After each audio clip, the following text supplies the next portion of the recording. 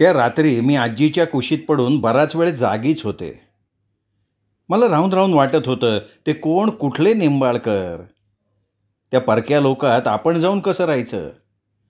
मंजी, येशा, पांढऱ्या, हिरव्या, चोलबोका, जाईजुई, गौरी, दुर्गी, आईबाबा, आजी, माई, दादूबाबा, केदार काका, या सगळ्यांना सोडून मी राहू तरी शकणार होते का. हे घर, ही माझी माणसं, माझं विश्व होतं. या विश्वापलीकडचं जग मला माहीतही नव्हतं आणि तसं माझं वयसुद्धा नव्हतं. हां, त्यात ते प्रतापराव म्हणत होते, लग्न झाल्यावर मला त्यांच्याबरोबर इकडे तिकडे मारायला जायला लागणार आहे, आणि हे सगळं मला अगदी नको असताना घडत होतं. इथली प्रत्येक गोष्ट माझ्या मायेची होती. इथल्या सगळ्या मातीच्या मोरांची मला ओळख होती. माझ्या घराभोवतालची सगळी झाडं झुडपं मला ओळखत होती.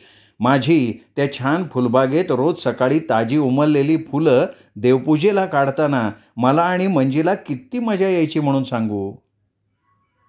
ह्या घरात मी कसंही राहू शकत होते, काहीही मागू शकत होते, आणि आता त्या परक्या घरात हे सगळं सोडून जाऊन राहायचं. मी एकदम मला भयंकर रडू कोसळलेलं होतं. माझ्या डोळ्यातनं अनिवार्य अश्रुधारा वाहत होत्या आणि त्या अश्रूंच्या ओल्या दवातच मला गाढ झोप लागून गेली होती. आणि नंतर मी हलकेच माझ्या बकुळ रानाकडे पोहोचले होते. तिथे तेच ते गूढ काळोख स्तब्ध वातावरण पसरलेलं होतं. त्यावेळी मी हलकेच त्या लाल बाटलीच्या झाडाला टेकून उभे होते. मी त्या क्षणी त्या भयानक सुंदर अशा माझ्या बकुळ रानाची राणी झाले होते, आणि ते रान जणू स्तब्ध होऊन खाली मान घालून माझ्या हुकमाची वाट बघत होतं. त्या स्वप्नात माझं ते पुन्हा रान बघताना मला फार आनंद झाला होता. तेवढ्यात माझी नजर वर गेली. तिथे त्या सगळ्या राक्षसीणी लाल बाटलीची फुलं कचाकचा खात बसल्या होत्या, आणि सगळ्यांच्या वरती ती बसलेली होती. आत्ता देखील ती तशीच भयानक दिसत होती, आणि तिने मला पुन्हा पाहिलं होतं. मी जीव घेऊन पळताना माझ्या मागून तो धप धप आवाज आत्तासुद्धा मला जाणवत होता. मी पळत आमच्या तारेच्या कुंपणाजवळ पोहोचलेच होते, आणि मी आता माझा पाय त्या तारेतून आत घालणार तेवढ्यात त्या राक्षसिणीच्या हाताच्या बळकट विळख्यानं मी मागे ओढली गेले होते, आणि मी तिचं ते भयंकर तोंड अगदी जवळून पाहिलं. त्या क्षणी मी किंचाळत असताना मला जाग आली, तर पांढऱ्या माझं तोंड चाटत होता. तेवढ्यात मंजी येऊन मला म्हणाली, अगं ताई, तू केवढ्यांदा पांढऱ्यावर ओरडली. चल बरं, देवपूजेला फुलं काढायची आहेत. मी उठले. त्या राक्षसिणीला मी विसरून गेले. मी माझघरात गेले तर आजी मला म्हणाली, सोने उठलीस? हे बघ, मंजीच्या यशाच्या आंघोळी आटोपल्या आहेत. तू सुद्धा दात घास, आंघोळ आटोपून घे. आणि काय ग वत्सला, आज या शंभूला काय झालंय ग? उठल्यापासनं जोईच्या मांडवात जाऊन बसलाय. मीच बघून येते बाई. असं बोलून आजी बाहेर अंगणात गेली. तसं तिच्याबरोबर मी सुद्धा गेले. तर खरंच बाबा फार अस्वस्थपणे अंगणात फेऱ्या मारत होते. आजी त्यांच्याजवळ जाऊन म्हणाली, शंभू, काय झालं रे बाळा, आज तू इतका अस्वस्थ का? बाबा एकदम गडबडून म्हणाले, कुठे काय आई, काही नाही ग. आजी कमरेवर हात ठेवून म्हणाली, नाही कसं? अरे, आज तू स्वतः आंघोळ केली नाहीस की देवांना आंघोळ घातली नाहीस? देवपूजेचा तर पत्ताच नाही. सारखा आपला जोईच्या मांडवात जाऊन तू बसलायस, आणि त्यात आता फेऱ्याही मारतोयस. बाबा काही न बोलता निमूटपणे आंघोळीला गेले. बाबांची देवपूजा आटोपली. त्या आजीला म्हणाले, आई, आता मुलांची न्याहारी आटोपून घे, मी केदारची वाट बघतोय. नंतर आमच्या दोघांची न्याहारी तू जोईच्या मंडपात पाठव. मला जरा सोनीच्या लग्नाबद्दल त्याच्याशी चर्चा करायची आहे. आजी म्हणाली, शंभू, तुम्ही माझघरात बसा न्याहारीला, म्हणजे मला आणि वत्सलेला सुद्धा बोलता येईल ना. बाबा म्हणाले, नाही आई, ही चर्चा मला फक्त केदार बरोबर करायची आहे. तू सुद्धा तिथे येऊ नकोस. आणि माझ्या आजीला त्याचं भयंकर आश्चर्य वाटलेलं होतं. कारण आजपर्यंत बाबा असं कधी आजीबरोबर वागलेले नव्हते. उलट त्यांना काही महत्त्वाचं बोलायचं असलं की माझी आजी तिथे हवी असायची. आपल्या आईला ते प्रत्येक गोष्टीत सहभागी करून घ्यायचे, आणि आज ते तिला सरळ म्हणत होते की मला फक्त केदारबरोबर चर्चा करायची आहे. पण बाबांची मनस्थिती बघून आजी त्यांना काही बोलली नाही. ती निमूटपणे बरं म्हणून माझघरात गेली. बाबा अगदी आतुरतेनं केदार काकांची वाट बघत होते. शेवटी एकदाचे ते आले. ते आल्यावर बाबा म्हणाले, केदार, लवकर जुईच्या मांडवाकडे चल, मला तुझ्याशी महत्त्वाचं बोलायचं आहे. आणि मी मागच्या पपईच्या झाडाकडे पळाले. त्यावेळी मंजी, यशा अभ्यास करत आत बसले होते. आई त्याच्या शाळेच्या डब्याची तयारी करत होती. आजीनी बाबांना आणि केदार काकांना चहाला आणि खायला जुईच्या मांडवात नेऊन दिलं आणि ती घरात निघून गेली. बाबा म्हणाले, केदार, रात्री एक घटना घडली आहे, त्यामुळे मी थोडा अस्वस्थ आहे. केदार काका शिरापुरी खात होते. ते म्हणाले, बोल शंभू, मी ऐकतोय.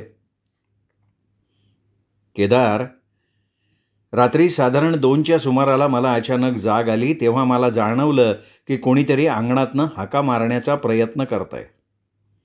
तसा मी चटकन अंगणात गेलो तर कुणीतरी इथे जोईच्या मांडवाजवळ उभं होतं.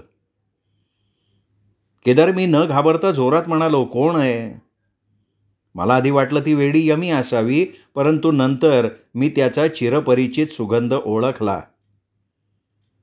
केदार, अरे इथे माझे बाबा प्रत्यक्ष रूपात उभे होते. केदार, मी त्यांच्या जवळ गेलो. ते मला काहीतरी सांगायचा प्रयत्न करत होते, पण त्यांना बोलताच येत नव्हतं. आणि नंतर केदार, ते फक्त माझ्याकडे रडत, माझ्याकडे बघत बघत नाहीसे झाले. मला सांग केदार, या सगळ्याचा अर्थ काय आहे रे? केदार काका म्हणाले, शंभू, आपण उद्याच रुक्मिणीच्या नावानं मृत्यूजपाचा यज्ञ करू. तसंच तुझ्या वडिलांचा शांती होम करू. जर रुक्मिणीवर काही संकट असेल तर ते निघून जाईल. चिंता करू नकोस, तो नारायण सगळं काही ठीक करेल. पण शंभू, तुझ्या वडिलांना कुठली तरी गोष्ट डाचतीये म्हणून ते वारंवार असं दर्शन देत आहेत. कधी स्वप्नात, कधी प्रत्यक्ष. आता त्याचा अर्थ मी सुद्धा सांगू शकत नाही, पण माझी खात्री आहे काहीतरी अघटित घडणार असेल. पण तू निश्चिंत राहा, ते नक्की सांभाळून घेतील. आणि त्यावेळी बाबांना केदार काकाच्या या बोलण्यानं खूप दिलासा मिळाला. असेच दिवस जात राहिले होते. आता दिवाळी उंबरठ्याच्या जराशा अंतरावर येऊन उभी राहिली होती आणि मला माहीत सुद्धा नव्हतं की आता माझ्या आयुष्यात एका नवीन भयानक पर्वाला सुरुवात होणार आहे. मला आता रोज रात्री काही विचित्र आणि भयानक स्वप्न येत असत. सारखं वाटायचं मी एका भयानक अथांग खोल समुद्राच्या गटांगळ्या खातीये. माझी ती त्यावेळची जगण्याची धडपड मलाच माझी कीव आणत असे. माझ्या या अशा परिस्थितीतच एकदा ती सगळी निंबाळकर मंडळी आमच्या घरी आली. प्रतापरावांनी मला अंगठी घातली, लग्नाची तिथी नक्की केली आणि ती मंडळी निघून गेली. ती मंडळी फाटकाजवळ पोचली असताना मी ती अंगठी काढून ठेवून दिली. हे लग्न म्हणजे माझ्याकडे काहीतरी भयंकर असं घडणार आहे. पण माझ्या घरच्या मंडळींना मी कसं सांगावं तेच मला कळत नव्हतं. आमच्याकडे आलेले धनाजी निंबाळकर बाबांना त्यावेळी म्हणाले की आज 20 तारीख आहे, पुढच्या महिन्याच्या 1 तारखेला आमच्या मोटारी आम्ही तुम्हाला पाठवून देऊ. तुम्ही तेव्हा यायचं. लग्न झाल्यानंतर सोनसळी तुमच्याबरोबर 4 दिवसांकरता माहेरी येईल. बाबा म्हणाले, हे बघा धनाजीराव, आता तुमच्या अंजनपुरात सोनीचं लग्न होणार ते ठीक आहे, पण आमच्या राजापूर गावात आमच्या 4 ओळखी आहेत. त्यांच्या घरच्या कार्याला आम्हाला नेहमी आमंत्रण असतं. तसंच आमच्या घरच्या कार्याला मला त्या सगळ्यांना बोलवावं लागेल. तेव्हा सोनीबरोबर प्रतापराव आले की मला आमच्या अंगणात तिच्या लग्नाचं गावजेवण घातलं पाहिजे आणि त्यात तुम्हा सगळ्यांची उपस्थिती इथे असायलाच हवी. तसे ते धूर्त निंबाळकर म्हणाले, ठीक आहे, आपण ते सगळं नंतर बोलू ना. आणि ती मंडळी गेली. माझी आजी चिडली. बाबांना म्हणाली, अरे शंभू, या लोकांना काही रीतिरिवाज माहीतच नाही आहेत. बाबा म्हणाले, अगं आई, आपण ब्राह्मण असलो तरी निंबाळकर मराठे आहेत. अर्थात त्यांच्या आणि आपल्या रीतिरिवाजात खूप नाही, पण थोडंफार अंतर हे असणार. आणि त्यात आपण मुलीकडचे, त्यामुळे आपल्याला थोडंफार नमतं घेऊन वागायलाच लागणार. आणि माझी आजी गप्प झाली. माझ्या बाबांना हेच कळत नव्हतं की आमच्या घरचं हे पहिलं कार्य कशा पद्धतीनं करावं. माझी आई तर माझ्याकडे बघून सतत डोळ्याला पदर लावून चुलीकडे बसलेली असायची आणि आजीसुद्धा उगाचच ही ती आदळआपट करत राहायची. त्यात म्हणजे यशाच्या परीक्षा चालू होत्या. तरी मी यशाला शिकवत असताना त्याच्याकडे त्याचं मुळीच लक्ष नसायचं. दोघं सतत माझ्या भोवती घुटमळत असायची. या माझ्या लग्न जमवण्यानं आमच्या घराला अगदी सुतकी काळा आलेली होती. त्यात माझ्या आईला, आजीला हल्ली विचित्र भास व्हायचे आणि आमचं पवित्र मंदिरासारखं घर एका गूढ लयात आपोआप बांधलं गेलं होतं. मी हे सगळं आता अगदी त्रयस्थाची भूमिका घेऊन पाहत होते. मला हेच कळत नव्हतं, प्रत्येक मुलीच्या आईवडिलांना आपल्या लाडक्या मुलीला असं परघरी पाठवायची एवढी घाई का होते. माझंच बघा ना, मी आमच्या घरात सगळ्यांची फार लाडकी होते.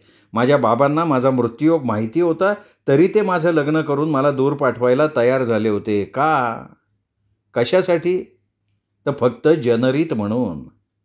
पण त्याला काही अर्थ होता का? खरंच हो, माझं हे सुंदर घर, माझी माणसं या सगळ्यांना सोडायची मी कल्पना करू शकत नव्हते आणि त्यामुळे मी अगदी थिजून गेलेली होते. त्या दिवशी असंच झालं. मंजी, यशा शाळेत गेले होते आणि आई आजी मला आवडणारं काही शिजवण्यात मग्न होत्या. तेव्हाच मला अचानकपणे एकदम भयंकर एकटं आणि उदास उदास वाटायला लागलं. तसं मी अहिल्याच्या शिळेवर बसून धो धो रडायला लागले. माझी आई कधी माझ्याजवळ आली मला कळलंच नाही. ती एकदम माझ्याजवळ बसली, मला आपल्याजवळ ओढून घेत म्हणाली, सोने रडू नकोस. माझ्या बाळा, अगं आपल्या घराचं सारवलेलं अंगण आपलं असतं आणि अंगणाच्या बाहेर असतो तो रस्ता. बाळा, आम्ही तुझ्यापासून दूर असलो तरी घरच्या अंगणासारखं आम्ही नेहमी तुझ्याजवळ असू ग. त्यावेळी तिच्या कुशीत रडताना मला अचानक जाणवलं की आपली ही आई खूप वर्षांमागे आपलं घरदार, आपली माणसं सोडून राहताना तिच्या मनाला किती यातना होत असतील. ती त्यांना सोडून राहू तरी कशी शकली असेल. सासरची माणसं कितीही चांगली असली तरी माहेरच्या मायेचा एक ऋणानुबंध मागे उरतोच का नाही. मला त्यावेळी आई तिचे डोळे ओले करून दूरवरचा रस्ता न्याहाळत बसायची ते आठवलं. मी माझे डोळे पुसले आणि आईला अगदी आजीसारखं म्हणाले, ए बाई वत्सले, आता तुम्हा दोघींचं रडणं पुरे झालं, चल बघू थोडा चहा टाक. आणि माझी आई मला जवळ घेऊन माझ्या कपाळाचं हलके चुंबन घेऊन हसली. तो दिवस शुक्रवार होता आणि आम्हा सगळ्यांच्या आठवणीत तो दिवस कायमचा राहणार आहे याची थोडीसुद्धा कल्पना आम्हाला त्यावेळी नव्हती. कधी काय होतं, अचानक एखादा दिवस वेगळंच काही घेऊन उगवतो आणि त्या दिवसाचं महत्त्व नंतर तो दिवस संपल्यावर आपल्याला जाणवत राहतं. त्या दिवशी आईने दुपारचा स्वयंपाक अगदी 11 वाजता आटोपला होता. आज आईने मसाले भात, उडदाच्या डाळीची आमटी, 5 डाळीचे पंचरत्नाचे वडे तळले होते, बटाट्याची सुकी भाजी, चटणी, आणखीनसुद्धा काही बाई केलं होतं. तो सगळा स्वयंपाक खास माझ्यासाठी होता. आज आजीनी ताजे बुंदीचे लाडूसुद्धा केले होते. आमचे केदार काका उमा काकूंना आज जरा बरं नाही म्हणून डबा आणि बुंदीचे लाडू घेऊन गेले होते आणि माझे बाबा जुईच्या मांडवात काही विचार करत बसले होते. येशा, मंजी शाळेत गेले होते, त्यांची परीक्षा सुरू होती ना. तेव्हाच आमचा पांढऱ्या फाटकाकडे बघून भुंकायला लागला आणि तेवढ्यात आम्हाला बाबांचं ओरडणं ऐकू आलं, वत्सला, तुझी यमी तुझा ताकाचा उपवास सोडायला आली आहे, तिला लवकर वाढ. तसं आम्ही म्हणजे मी, आजी आणि आई दाराकडे धावलो.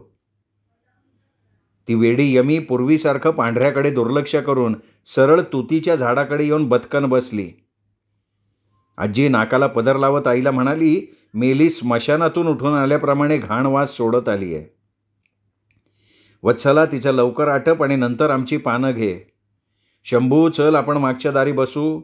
सोने, तू इथेच थांब आईजवळ, पण लांब थांब, त्या वेडीचा काही भरवसा नाही बरं. आजी हे सगळे एका दमात बोलली आणि बाबांच्या बरोबर मागच्या दारी जाऊन बसली. तेवढ्यात माझी आई सरळ यमीपुढे जाऊन रडली आणि म्हणाली, बाई ग, कुठे गेली होतीस ग? माझा जीव टांगणीला लागला होता की ग. आता आपल्या माणसावर एवढं कोणी रागवतं का? आणि वेडी यमी एकटक माझ्या बडबडणाऱ्या आईकडे बघत होती. तिच्या डोळ्यात सुद्धा अश्रू होते.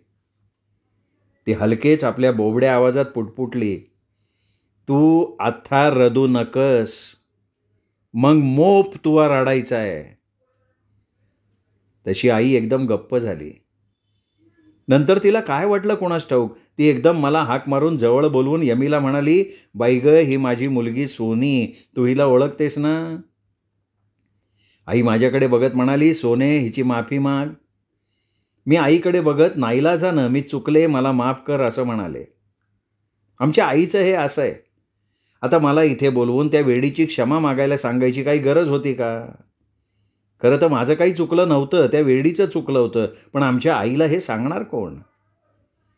त्या वेड्या यमीनं असं मी म्हटल्यावर माझ्याकडे बघितलं आणि तिला आई म्हणाली, बाई गं, हिला माफ कर, पुढच्या महिन्यात हिचं लग्न आहे, तिला तुझा आशीर्वाद दे. तशी वेडी यमी आता बोबडं न बोलता स्पष्ट म्हणाली, मना समदा ठावा हाय म्हणून शान म्या हात आलो. यो बघ, मना आता तू काय जेवण केलाय तो समजा ताटामध्ये वाढून शानान. आम्हा दोघींना यमीचं ते स्पष्ट बोलणं ऐकून आश्चर्य वाटलं. आई मला म्हणाली, सोने तू इथंच थांब. आणि ती जेवण आणायला वळलीच होती की वेडी एकदम मला म्हणाली, पोरी तू जान महातात तू वाढून शानान. मी आणि आई दचकलो. एक तर वेडी यमी ताकभात आणि लोणच्याशिवाय कधी काही खात नव्हती. त्यात तिला फक्त आईच्या हातानं वाढलेलं चालायचं आणि आज ती सगळं जेवण ताटात घालून आणायला आणि ते सुद्धा मला सांगत होती. हे सगळं विचित्र होतं. तरी आई म्हणाली मला की सोने जा, माझं ताट घे, त्यात तिला सगळं जेवण नीट वाढ, लाडू ठेवायला विसरू नकोस आणि हे बघ ताकाचा पेला सुद्धा भरून आण. मी बरं म्हणून पळाले, कारण मला त्या भयंकर दुर्गंधीत राहवत नव्हतं. पण माझ्या आईला मात्र यमीजवळ ती बोलताना दुर्गंधी जाणवली सुद्धा नव्हती. मी माझघरात आले आणि आईचं ताट न काढता मी माझं ताट काढलं. आई त्या वेडीजवळ एकटीच आहे या विचारानं भराभरा जे हाताला मिळेल ते जेवण त्या ताटात वाढलं. 2 लाडू घातले, ताकानं पेला भरला, तो ताटात ठेवला. एका तांब्यात पाणी घेऊन मी पळत आईजवळ गेले आणि तिच्या हातात ते ताट दिलं, कारण त्या दुर्गंधीमुळे यमीजवळ जाऊन ते ताट तिच्या पुढ्यात ठेवणं मला तरी शक्य नव्हतं. आईने अगदी यमीजवळ वाकून तिच्या पुढ्यात ते भरलेलं ताट अलगद ठेवलं. मी पाण्याचा तांब्या आणि पेला ताटाजवळ पण जरा दूर ठेवला आणि वेड्या यमीनं त्या ताटाजवळची इवलीशी माती घेऊन ती आईला देत म्हणाली, यो घे आणि कमरीला चोळ. आईने खरोखर ती माती घेतली, आपल्या कमरेला चोळली. मी हे सगळं आईचं आणि यमीच्या प्रेमाचं नाटक दूर उभं राहून बघत होते. मला खरं तर तिथून आजीकडे जायचं होतं, पण आईमुळे मला नाईलाजानं तिथं थांबायला लागलं. मी पाहिलं ती वेडी यमी त्या भरलेल्या ताटाकडे एकटक बघत बसली होती आणि आम्ही तिच्याकडे. नंतर ती अचानक कणत वेड्यासारखी धो धो रडायला लागली. ते बघून माझी आई एकदम गलबलली. मला सुद्धा यमीचं हे रडणं फार विचित्र वाटलं होतं. माझी आई एकदम मायेनं यमीजवळ जाऊन म्हणाली, बाई गं, विनाकारण रडू नकोस. माणसानं आपले अश्रू नेहमी कोणाच्या तरी आठवणीनं रडण्यासाठी जपून ठेवावेत. जेव बाई, जेव. वेड्या यमीनं आईचं बोलणं समजल्याप्रमाणे आपली मान हलवली आणि नंतर तिने एकदम ते सगळं जेवण आपल्या घाणेरड्या हातानं भराभरा कालवून कृष्णकाला केला. त्या कृष्णकाल्याचा एक घास हातात घेऊन ती पटकन माझ्या जवळ आली. तो घास सरळ तिने माझ्या तोंडासमोर धरला, तशी मी पटकन मागे सरकले होते. वेडी यमी माझ्या पुढे पुन्हा पुन्हा तो घास पुढे करत होती आणि मला तो घ्यायला सांगत होती आणि मी मागे मागे सरकत होते. या अशा विचित्र परिस्थितीत आई मला तो घास घे असं सुद्धा म्हणू शकत नव्हती आणि इथे यमी ऐकतच नव्हती. शेवटी मी तिचा हात एकदम बाजूला केला आणि तिथेच बडबडून उलटी केली. आईने लगेच जवळ येऊन मला जवळ घेतलं. यमी क्षणभर रडत माझ्याकडे बघितली आणि तिने दुःखानं काही पुटपुटत तो घास मातीत टाकला, त्या घासावर माती घातली. नंतर मात्र ती अगदी शांतपणे भराभरा त्या कृष्णकाल्याचे गोळे करून आपल्या तोंडात टाकायला लागली. यमीनं लगेच ते ताट स्वच्छ केलं. नंतर ती घटाघटा ताक प्यायली आणि तिने आईकडे बघत तृप्तीनं ढेकर दिली आणि ती आईला म्हणाली, आता तू ताक पियाचा. ती माझ्याकडे बघत म्हणाली, पोरी तुवा नशीब तून फोडला. आणि वेडी यमी तिला कोणीतरी उठवल्याप्रमाणे पटकन उठली आणि रडत रडत आमच्या कृष्णकमळाच्या फाटकातनं निघून गेली. त्यावेळी आई यमीचं ते ताट उचलून मला खिन्नपणे म्हणाली की सोने, तू यमीचा तो घास घ्यायला हवा होतास ग. आणि खरं सांगू का, त्या क्षणी मला सुद्धा तसंच वाटत होतं. यमी अशी रडत रडत गेल्यावर आईने 4-5 उदबत्त्या आणल्या, त्या तुतीच्या झाडाखाली लावल्या. मी आणि आईने विहिरीवर जाऊन 4 कळशा आमच्या अंगावर ओतून घेतल्या. नंतर आईने पुन्हा जाऊन त्या झाडाखाली उदबत्त्या पेटवल्या, तेव्हा कुठे तिथली दुर्गंधी नाहीशी झाली. माझ्या शहाण्या आईला यमी आली त्याचा फार आनंद झाला होता. तरी ती आजीला म्हणाली की आई, यमी का हो सारखी रडत होती? पण माझ्या आजीचं आईच्या बोलण्याकडे लक्ष नव्हतं. ती मी माझ्या ताटात यमीला का वाढलं म्हणून मला ओरडत बसली होती. त्या दिवशी माझ्या आजीनं माझं ते यमीनं जेवलेलं ताट मला किंवा आईला न देता तिचं ताट मला देऊन स्वतः त्या ताटात जेवली. जेवताना बाबाने आपल्या ताकाचा पेला आईला दिला आणि म्हणाले, चला बाईसाहेब, हा ताकाचा पेला प्या, यमीच्या ताकाचा उपवास सोडा. आईनी सुद्धा ईष्य म्हणून आजीसमोर लाजत ते ताक पिऊन टाकलं. वेडी यमी आली, जेवून निघून गेली. त्यानंतर तिचा विषय आमच्या घरात तिथे संपला. त्या रात्री आमचं सगळं घर शांत झोपलं होतं. आई कदाचित स्वप्नात यमीला ताकभात भरवत असावी आणि बाबा स्वप्नात लक्ष्मीकडे माझ्यासाठी भीक मागत असावेत. मी मात्र माझ्या आजीच्या कुशीत गाढ झोपले होते आणि मला ते विचित्र स्वप्न पडलं. मी मंजीबरोबर पेरूच्या झाडाखाली सागरगोटे खेळत बसले होते. तेवढ्यात निंबाळकरांची ती काळी मोटार आमच्या फाटकाजवळ येऊन उभी राहिली. मी आणि मंजी बघत असताना त्या मोटारीतून कंकाल बाबा, धनाजी निंबाळकर आणि प्रतापराव उतरले. फाटकातनं आत यायला लागले तसे मंजी मला पळता येई म्हणून घरात पळाली. मी पळण्यासाठी उठले तेव्हा कंकाल बाबांनी, धनाजीरावांनी, प्रतापरावांनी माझ्या केसाला धरून ते मला ओढत ओढत मोटारीकडे न्यायला लागले. मी बाबा बाबा, आजे आजे करून ओरडत असताना ती कोणी घरातनं बाहेर येतच नव्हती. तेवढ्यात मी बघितलं, वेडी यमी रस्त्यावरनं धावत धावत आत आली. ती मला सोडवण्यासाठी त्या तिघांकडे वेड्यासारखी झगडायला लागली. मी यमीला घट्ट धरलं होतं आणि तो म्हातारा जीव त्या तिघा पुरुषांकडनं मला सोडवू बघत होता. त्या तिघांनी म्हाताऱ्या यमीला खाली पाडलं. ते तिला तुडवून तुडवून मारायला लागले. बिचारी यमी रक्तबंबाळ झाली. तरीही ती माझ्यासाठी झगडत होती. मी आता यमे यमे करून ओरडायला लागले आणि तेव्हाच मला जाग आली. माझी आजी झोपेत मला जवळ घेत पुटपुटली, सोन्या बाळा झोप की आता. नंतर मी खरोखर गाढ झोपून गेले होते. श्रोते हो, तुम्ही ऐकताय आयडा बॅरेटो लिखित सोनसळी ही कादंबरी. हा आजचा भाग इथेच संपला. पुढचा भाग ऐकण्यासाठी उद्या भेटूयात दीपक रेगे कथाकथन चॅनलवर. तोपर्यंत नमस्कार श्रोते हो.